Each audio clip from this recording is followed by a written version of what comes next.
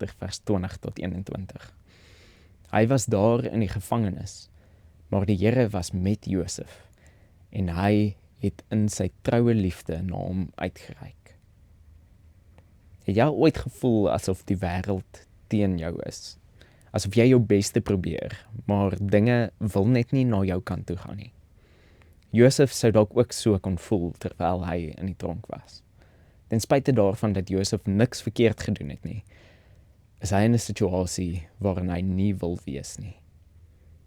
Dinge wil net nie vir hom uitwerk nie, en dit voel of die wêreld teen hom gekant is. Dalk was jy al op so 'n plek in jou lewe, of dalk ervaar jy nou iets daarvan. Ons werk dikwels in ons onderbewussyn met hierdie idee dat goeie dade beloon word en slegte dade gestraf word. Die verhaal van Josef trek 'n streep deur daardie gedagte. Soms, ten spyte van ons goeie dade, beland ons in die tronk, in 'n plek waar ons nie wil wees nie, en dit voel of die wêreld teen ons gekant is. Terwyl Josef in die tronk is daar hierdie besonderse sin, wat al vir die tweede keer herhaal word in die verhaal van Josef. Maar die Here was by Josef.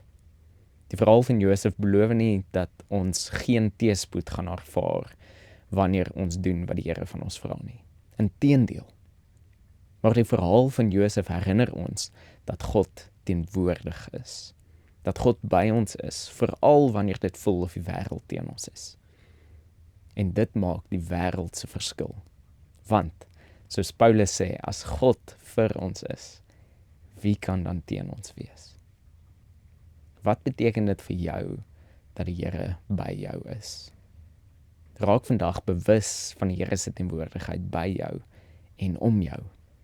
Waar sien jy die Here se teenwoordigheid raak? Kom ons bid saam.